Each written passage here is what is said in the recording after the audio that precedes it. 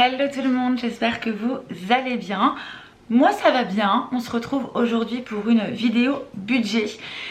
Mais ça va être une vidéo un petit peu pour vous expliquer ce qui va changer pour moi dans mon budget. Mais ça vous allez le voir aussi en 2022.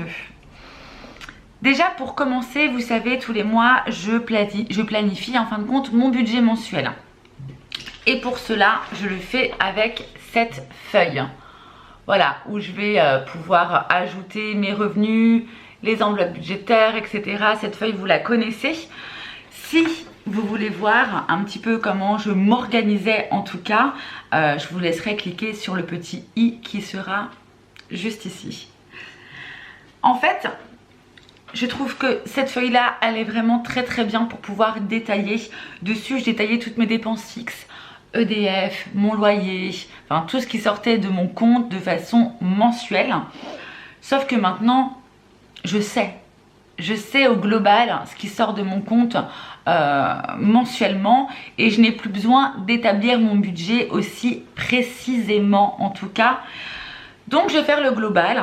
Je sais par exemple, je vais vous raconter une bêtise, même si c'est quand même proche de la réalité, mais par exemple je sais que je vais avoir 1000 € qui vont sortir pour le loyer, pour le DF, etc.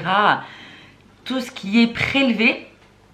Et au lieu de tout détailler maintenant, je me ferai juste mon global. C'est-à-dire que je vais avoir mon revenu et puis après le global que j'ai à déduire. Et avec ce qui reste en fonction de ça, ça sera pour mes enveloppes budgétaires. Donc ce sera vraiment la première chose qui va changer. Donc je n'utiliserai plus ma feuille de budget mensuel. Mais effectivement, j'ai un agenda, et ça je vous en ai déjà parlé quand je l'ai reçu en fait. Donc je l'ai pris sur Amazon, je vous laisserai le lien, s'il y en a encore, je vous laisserai cliquer dessus. Mais voilà comment il est fait. Donc là j'aurai juste à mettre mes rentrées d'argent et le global en prélèvement. Voilà, tout ce qui est dépenses fixes. Donc je l'utiliserai du coup dans ma prochaine vidéo. Donc voilà ce qui va changer au niveau de mon budget mensuel, surtout comment je vais le planifier. La deuxième chose qui va changer, c'est que je me suis fait un petit challenge. Je vous ai dit que j'étais pas du genre à me faire 15 000 challenges l'année dernière parce que pour pouvoir faire 5 ou 6 challenges, il faut avoir un salaire et un reste à vivre de fou. Et moi, ce n'est pas mon cas. C'est pour ça que je fais les enveloppes budgétaires. Hein. Si j'avais 7 000 € par mois et qu'il m'en restait 5 000, ben écoutez, je pense que je ne serais pas à découvert à la fin du mois. Bon, ça peut arriver à tout le monde, hein, si on fait des gros achats. Mais en tout cas, voilà, si je le fais, c'est parce qu'effectivement, il faut, je dois regarder ce qu'il me reste à chaque dépense, etc. et à faire attention. Mais cette année, je me suis dit, je vais me lancer sur le challenge 52 semaines. Sauf que le challenge 52 semaines, je trouve que c'est un petit peu élevé. Voilà. Alors effectivement, plus c'est élevé, plus vous avez des grosses sommes à mettre dedans et plus à la fin de l'année, vous avez un challenge qui est bien rempli en termes d'argent, hein, bien sûr. Donc moi, j'ai réduit ce challenge et j'ai fait un challenge sur 52 semaines à 1000 €. Donc voilà, je me suis créé ce challenge où j'ai effectivement 50 €, voilà, du 40, du 30, j'ai même des pièces de 2 €, j'ai même des pièces de 1 €. Et ça évite que souvent dans le challenge 52 semaines, on commence l'année par mettre semaine 1, 1 €, semaine 2, 2 € et arriver à la semaine 50. À la fin de l'année, on a 50 € à mettre, donc 200-250 balles à mettre pour le mois de décembre pendant les moments des fêtes. C'est un peu compliqué. Donc moi, je me suis dit à chaque fin de semaine, je regarde ce que je veux attribuer à la semaine qui s'est terminée et je viens cocher si j'ai mis 40 € ou si je n'ai mis que 1 ou 2 €. Voilà. Donc ça, c'est la petite nouveauté que je vais m'atteler à faire pour ces 52 semaines en espérant pouvoir réussir à économiser ces 1000 €. Voilà déjà pour la deuxième petite chose qui va changer.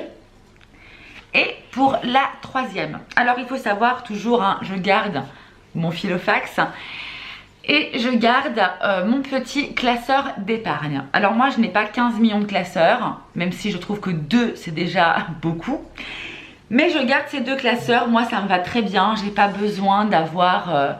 des fois il y en a qui ont 3, 4, 5, 6 classeurs, si ça peut les aider, et, tant mieux. Moi, pour moi, 2 classeurs, en tout cas j'estime que c'est grandement suffisant. Un classeur d'épargne, un classeur pour le quotidien, pour moi c'est parfait. Donc pour ça, rien ne change, je garde mes enveloppes. Peut-être que j'en ferai quelques-unes sur le cours de l'année, comme j'ai pu le faire l'année dernière, si je trouve effectivement qu'il manque des enveloppes pour de l'épargne, qu'il manque des enveloppes pour mon quotidien. Ça, je ferai en fonction toujours. Mais ce qui change réellement, c'est que je vais plus faire du budget à la semaine. J'arrête le budget à la semaine. Par contre, je vais faire des budgets pendant tous les 15 jours. Voilà, je divise mon mois en 2. Et en fin de compte, ben, écoutez, sur 4 semaines, et ben, au lieu d'avoir un budget de 80 € de course, vous savez que moi, toutes les semaines, c'est ce que je m'étais attribué, 80 € de course. Là, j'ai décidé de mettre 150. Voilà, 150 dans l'alimentation pour 2 semaines. Et puis, ben, ce qui va me rester, je le mettrai dans mes enveloppes épargne, etc. Forcément, en découle qu'il n'y aura plus de vidéos à la semaine, mais des vidéos sur 15 jours. Voilà, tous les 15 jours, vous allez avoir des vidéos budget. Puisque je me dis que des vidéos de 5 minutes toutes les semaines, parce qu'en fin de compte, je n'ai que l'enveloppe alimentation que je réapprovisionne. En plus, avec mes retours de courses, vous savez approximativement du coup ce que j'ai pu utiliser. Enfin bref, je me suis dit que tous les 15 jours, c'était bien. C'était bien pour mon organisation. Peut-être que ça changera, hein. Vous savez, les enveloppes budgétaires, on se les adapte à soi-même. On regarde un petit peu ce que font les uns et les autres pour se dire bon bah je vais tenter, ça fonctionne, tant mieux. Si on trouve d'autres façons de fonctionner qui sont encore plus propres à soi-même, et ben franchement faites-le, tester. Moi je me dis que tous les 15 jours c'est plutôt bien.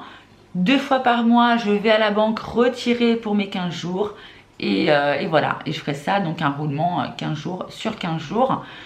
Et concernant, vous savez, les semaines, enfin les mois à 5 semaines, et ben ça sera ma semaine blanche. Voilà, où je ne toucherai du coup, je ne toucherai pas cette semaine. En tout cas, je ne dépenserai pas d'argent pour le mois à 5 semaines.